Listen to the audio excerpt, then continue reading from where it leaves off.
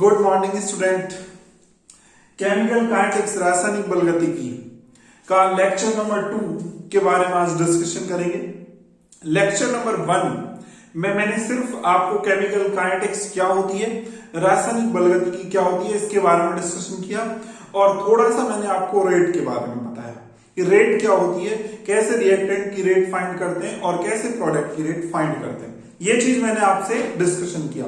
चलो अब इंपॉर्टेंट चीज ये है कि जो रेट है उसकी यूनिट देखते हैं अपन। तो नेक्स्ट है अपना यूनिट ऑफ रेट। रेट की यूनिट क्या होगी? रेट की यूनिट क्या होगी? रेट क्या होती है? रेट होती है कॉन्सेंट्रेशन में चेंज और क्या लिखते हैं, टाइम इंटरवल। ये हम लिखते हैं रेट को। तो रेट की अब यूनिट क्या बनेगी? रेट की यूनिट बन जाएगी, देखो ऊपर लिख रहे हो आप कॉन्सेंट्रेशन में चेंज। अब कॉन्सेंट्रेशन क्या होती है? कॉन्सेंट्रेशन होती है, उसको लिखते हैं मोल। ठीक है, concentration C is equal to होती है N अपॉन V और C is equal to N upon V होगी तो क्या लिखेंगे? N की यूनिट, N होता है मोल और V का होता है वॉल्यूम। तो वॉल्यूम की यूनिट क्या होती है? वॉल्यूम की यूनिट होती है लीटर। तो ये तो हो गई किसकी यूनिट? ये हो गई कॉन्सेंट्रेशन की यूनिट।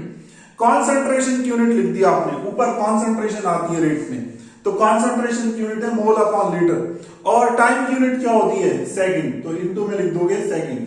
तो यूनिट जो बन जाएगी वो क्या बनेगी? वो बन जाएगी आपकी क्या? मोल। और क्या लिखोगे? मोल। लीटर को ऊपर ले जाओ, ठीक है, लीटर को ऊपर ले गए, लीटर इनवर्स, और सेकंड को ऊपर ले जाओ तो क्या बन जाएगा? Second inverse. ये क्या बन गई? ये यूनिट बन गई रेट। ठीक है, ये कब है? जब आप कॉन्सेंट्रेशन यूज करोगे। जब कॉन्सेंट्रेशन यूज करोगे तो रेट की जो यूनिट बन जाएगी वो बन जाएगी mole, litre inverse, second inverse. ठीक है, और दूसरी चीज तो ये हम लिखेंगे इन टर्म्स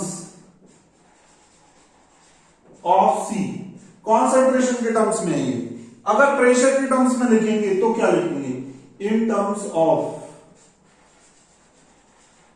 प्रेशर। प्रेशर के टर्म्स में लिख सकते हैं। देखो रेट में कॉन्सेंट्रेशन तो आती है ऊपर, इसके अलावा क्या लिख सकते हो आप? ऊपर आप प्रेशर भी लिख सकते हो, प्रेशर में चेंज लिख सकते हो रिएक्टेंट के लिए या प्रोडक्ट के लिए, और डिवाइड में क्या लिखोगे? Time interval. तो ऊपर प्रेशर भी लिख सकते हो। अगर प्रेशर लिखोगे तो प्रेशर की यूनिट क्या होती है? प्रेशर की यूनिट होती है ATM। तो ऊपर हो जाएगा ATM। और डिवाइड में क्या लिखोगे? डिवाइड में लिखोगे टाइम। टाइम की यूनिट क्या होती है? सेकंड। तो आप लिखोगे ATM अपॉन सेकंड। तो क्या बन जाएगा? इससे बन जाएगा ATM और क्या हो जाएगा? Second inverse. ये किसकी यूनिट हो गई? ये रेट की यूनिट हो गई, लेकिन ये प्रेशर के टर्म्स में। और ये किसके टर्म्स में? ये कॉन्सेंट्रेशन के टर्म्स में। इतनी मैंने बात करी आपसे। दूसरी चीज आज बात करते हैं इंपॉर्टेंट। रेट दो टाइप की चलेगी। रेट कितने टाइप की चलेगी? दो टाइप की चलेगी। एक होती है एवरेज रेट और दूसरी रेट जो होती है वो क्या होती है? Instantaneous rate. तो रेट दो टाइप की चलेगी।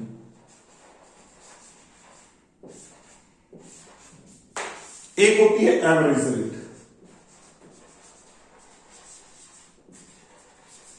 एक तो एवरेज रेट और दूसरी कौन सी होती है? Instantaneous rate. इंस्टेंटेनियस जो रेट है वो किसी टाइम पे देखेंगे, पर्टिकुलर इंस्टेंट ऑफ टाइम में, at any instant of time. कोई इंस्टेंट ऑफ टाइम पे देखते हैं ये, इंस्टेंट ऑफ टाइम। और एवरेज रेट जो देखते हैं अपन, ये कोई टाइम इंटरवल पे देखते हैं। एट, क्या बोलेंगे इसको? At any time interval.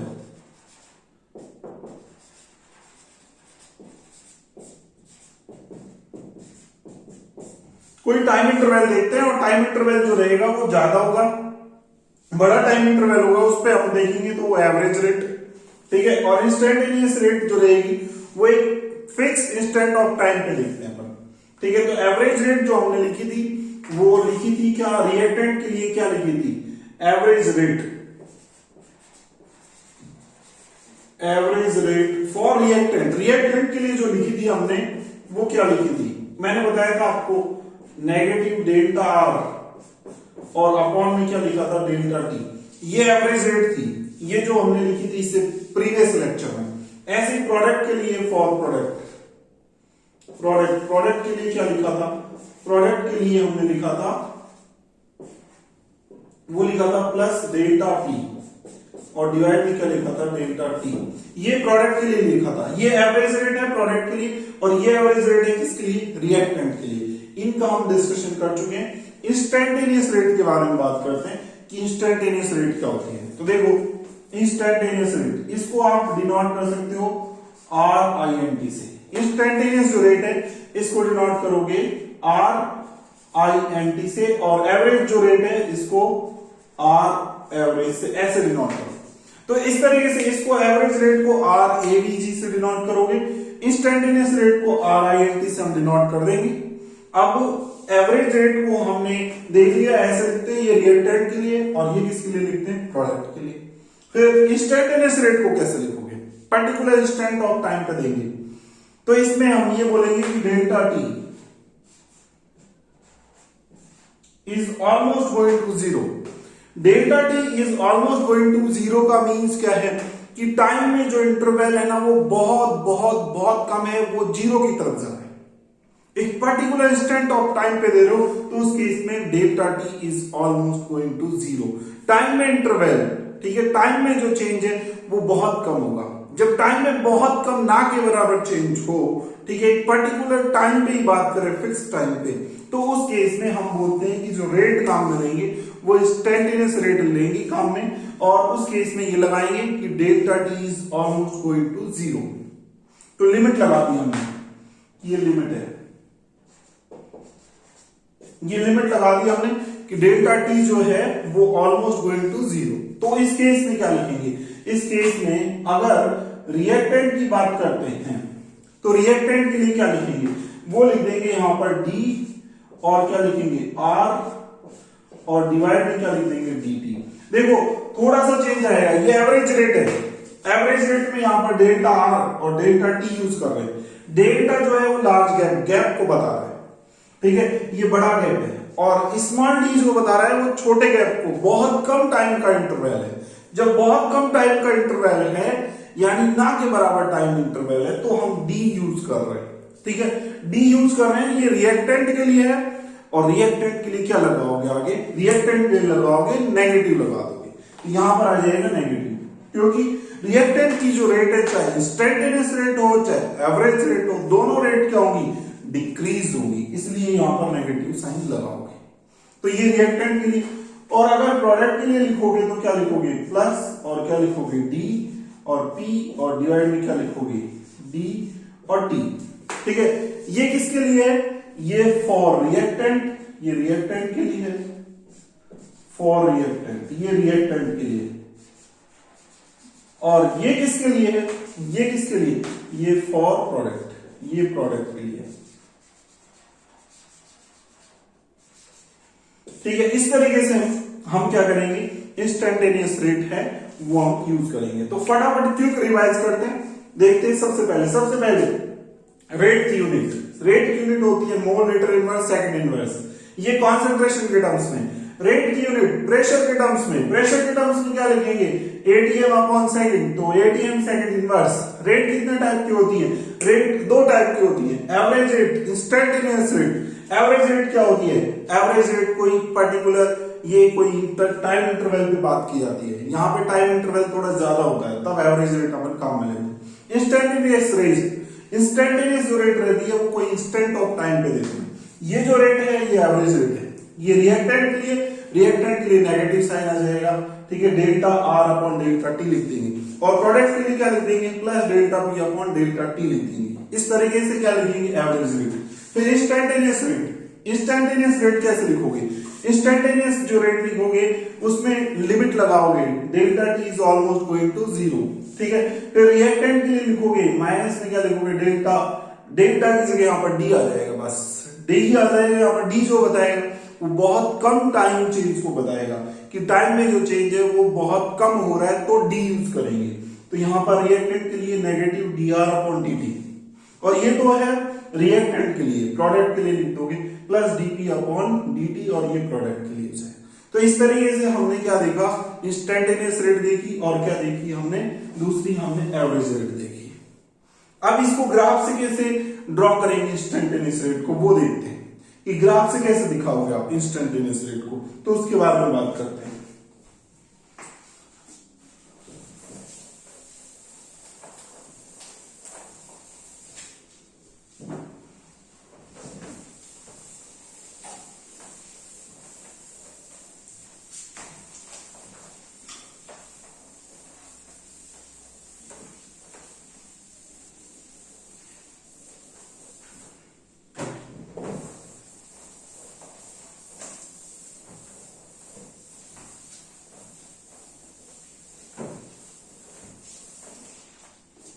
देखो इंस्टेंटेनियस रेट को ग्राफ से कैसे दिखाएंगे, तो वो चीज को देखते हैं।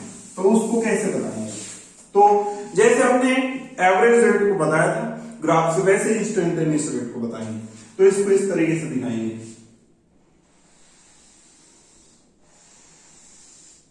ये आपने लाइन ड्रॉ की और इधर क्या लोगे, इधर कॉन्सेंट्रेशन, और इधर क्या लोगे, इधर टाइम। ठीक है, अब देखो यहां पर सपोज आप रिएक्टेंट के लिए ग्राफ ड्रॉ कर रहे हो, तो रिएक्टेंट के लिए पहले कॉन्सेंट्रेशन ज्यादा, ऐसे आ रहा है। ठीक है, आपको बोला गया कि इस पर्टिकुलर टाइम पर आप इंस्टेंटेनियस रेट दो, तो आप क्या करोगे, एक लाइन ड्रॉ करोगे,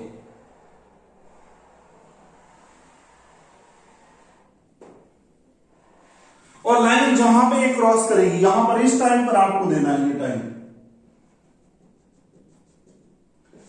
ये टी टाइम पर इंस्टेंटेनियस रेट चाहिए।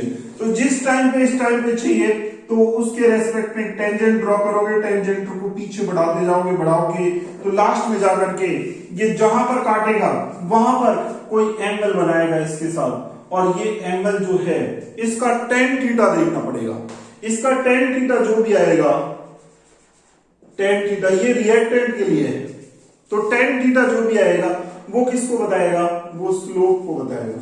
स्लोप जो आएगा वो नेगेटिव आएगा इसका। ये फॉर रिएक्टेंट के लिए हम यूज करेंगे, फॉर रिएक्टेंट। ठीक है, तो रिएक्टेंट के लिए क्या करना है आपको, रिएक्टेंट के लिए ये थीटा है, थीटा देखना है, और जो थीटा की जो भी वैल्यू रखोगे और जब सॉल्व करोगे तो ये नेगेटिव आएगा, और इसको किसके इक्वल रखोगे आप, स्लोप के, इस लाइन की स्लोप के इक्वल रख सकते हो। ठीक है, ये रिएक्टेंट के लिए। और प्रोडक्ट के लिए बात करेंगे, तो प्रोडक्ट के लिए आएगा टेन थीटा जो आएगा वो प्लस में आएगा, स्लोप जो आएगी वो पॉजिटिव आएगी, और पॉजिटिव आएगी वो किसके लिए आएगा, वो आ जाएगा प्रोडक्ट के लिए। तो इस तरीके से हम क्या करेंगे, इस तरीके से हम एक जो है इंस्टेंटेनियस रेट में अगर आपको ये पता करना है कि ये जो लाइन है, इस लाइन की जो स्लोप है वो स्लोप क्या आएगी, तो आपको क्या करना है, इस पॉइंट पर एक टेंजेंट ड्रॉ करनी है, टेंजेंट को पीछे की तरफ बढ़ाना है, बढ़ाने पर जहां पर ये काटेगा वहां का एंगल चेक करना है, वो एंगल को यहां पर रखोगे। रखने के बाद ये जो है ये लाइन नीचे की तरफ जा रही है, तो स्लोप इसका नेगेटिव आएगा, ये रिएक्टेंट के लिए, प्रोडक्ट के लिए पॉजिटिव आएगा। तो इस तरीके से जो रेट आएगी वो क्या आ जाएगी आपकी, वो आ जाएगी इंस्टेंटेनियस रेट। ठीक है, ये इंस्टेंटेनियस रेट जो आ रही है ये कैसे कैलकुलेट करेंगे रिएक्टेंट के लिए, वो टेन थीटा की हेल्प से करेंगे, या फिर जो भी स्लोप आएगा उसका नेगेटिव कर देंगे। और फिर प्रोडक्ट के लिए क्या करेंगे, प्रोडक्ट के लिए इंस्टेंटेनियस जो रेट कैलकुलेट करेंगे वो ऐसे करेंगे कि जो भी आएगा टेन थीटा वो आएगा, और लेकिन वो उसका जो स्लोप आएगा वो पॉजिटिव में आएगा, और वो जो टेन थीटा की वैल्यू आएगी उसको किसके इक्वल कर सकते हो, वो इंस्टेंटेनियस रेट के इक्वल कर सकते हो। ठीक है, तो इस तरीके से हम कैलकुलेट करेंगे इंस्टेंटेनियस रेट। अब नेक्स्ट जो अपन बात करेंगे, ये तो इंस्टेंटेनियस रेट और एवरेज रेट के बारे में बात हो गई। अब इस पे बेस्ड एक क्वेश्चन ले लेते हैं। क्वेश्चन क्या है देखना एक बार। क्वेश्चन ये है कि ये आपको रिएक्शन दे रखी है N2O5, ये चेंज हो रहा है, इसको हीट कर रहे हैं, ये N2O4 में चेंज हो रहा है, और प्लस में क्या बन रहा है, प्लस में बन रहा है हाफ O2। ठीक है, ये क्वेश्चन में दे रखा है, ये गैस है और ये भी क्या है, ये भी गैस है और ये भी गैस है। ये रिएक्शन दे रखी है, इस रिएक्शन में if initial pressure initial pressure of N2O5 is 114 atm। आपको इनिशियल प्रेशर जो दे रखा है N2O5 को कितना दे रखा है 114 atm दे रखा है। एंड आफ्टर 25 मिनट के बाद आपको जो दे रखा है after 25 minute total pressure of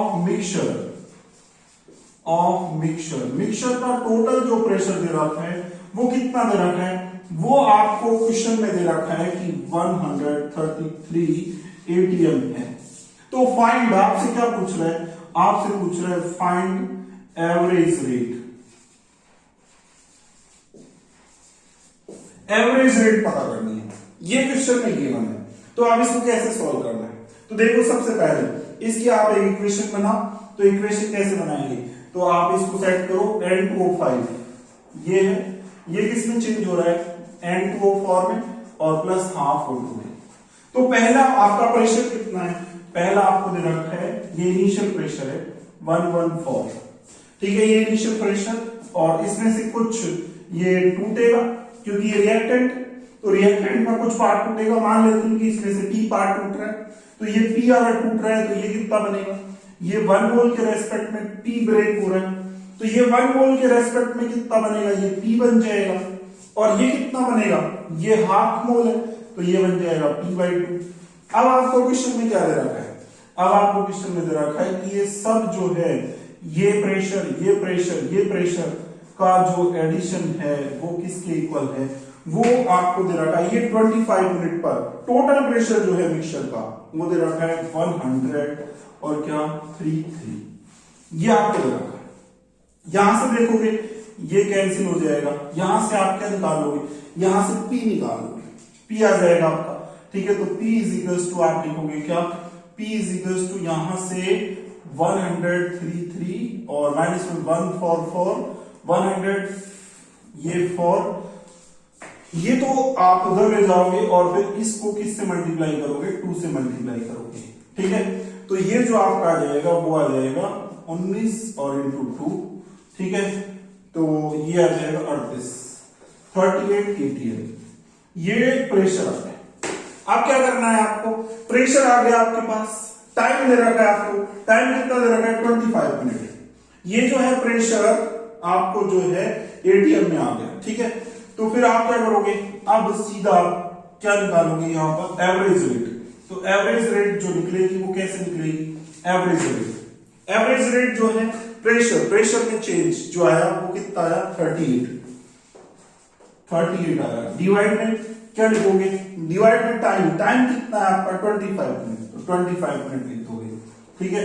इसकी यूनिट लगा दोगे, इसकी यूनिट क्या है, इसकी यूनिट है एटीएम, इसकी यूनिट क्या है मिनट, तो क्या लिख दोगे, इसकी आप लिख दोगे एटीएम और क्या लिख दोगे मिनट और इनवर्स, ये आप लिख दोगे। इस तरीके से आप क्या निकाल दोगे, एवरेज रेट निकाल दोगे। इस तरीके से क्वेश्चन को क्या करना है, आपको सॉल्व करना है। तो एक क्वेश्चन मैंने आपको बताया कि एवरेज रेट का क्वेश्चन बताया, कैसे उसको आपको अप्रोच करना है, कैसे सॉल्व करना है, ठीक है। अब नेक्स्ट जो हम बात करेंगे वो ये हमारी रेट के बारे में बात हुई, एवरेज रेट के बारे में बात की और इंस्टेंटेनियस रेट के बारे में बात की, ठीक है। एक मैं एग्जांपल ले रहा हूं आपके सामने, और एग्जांपल में कैसे उसकी एवरेज रेट लिखोगे और कैसे उसकी इंस्टेंटेनियस रेट लिखोगे वो हम देखते हैं इसके बाद नेक्स्ट। तो देखो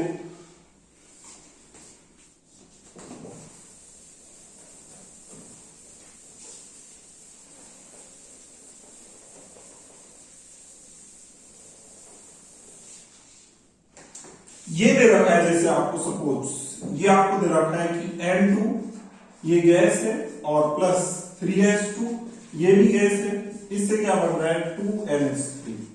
अब आपको इसकी रेट लिखनी है, तो रेट कैसे लिखोगे इसकी, आपको सपोज आपको ये जो रेट लिखनी है वो एवरेज रेट लिखनी है। तो एवरेज रेट कैसे लिखनी है, N2 के लिए कितने लिखोगे, तो N2 के लिए लिखोगे, यहां पर गोल देखो इसका 1 है और ये रिएक्टेंट है, तो रिएक्टेंट के लिए क्या लिखोगे नेगेटिव, और क्या लिखोगे आप लिखोगे डेल्टा, और क्या लिखोगे N2, और डिवाइड में क्या लिखोगे डेल्टा T। देखो एवरेज रेट आएगी तो उसमें डेल्टा चलेगा और इंस्टेंटेनियस जो रेट आएगा उसमें डी चलेगा, बस इतना सा फर्क आएगा। और यहाँ पर N2 के लिए बात चलिए तो N2 क्या है, रिएक्टेंट है। रिएक्टेंट के लिए जो साइन आ जाएगा वो नेगेटिव आ जाएगा। H2 के लिए भी जो साइन आएगा वो नेगेटिव आएगा और NH3 के लिए जो आएगा वो पॉजिटिव आएगा, बिकॉज NH3 इज प्रोडक्ट। ठीक है, तो आप लिखोगे आप नेक्स्ट H2 के लिए क्या लिखोगे, H2 में स्टोइकियोमेट्रिक कोएफिशिएंट हो रहा है 3, तो 3 को लिख दोगे ऐसे करके 1/3 और ये रिएक्टेंट है तो नेगेटिव, और क्या लिख दोगे डेल्टा, और क्या लिखोगे H2 डिवाइड में क्या लिखोगे डेल्टा T। ऐसे क्या लिखोगे इसके लिए, ये पॉजिटिव में 1/2 और क्या लिखोगे डेल्टा, और क्या लिख दोगे NH3 डिवाइड में क्या लिख दोगे डेल्टा T।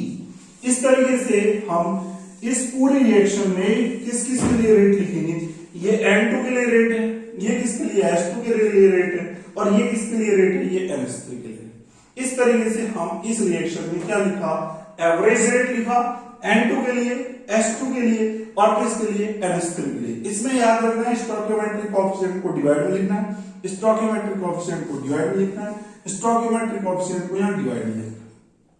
तो इस तरीके से आप क्या लिखोगे, रेट लिखोगे।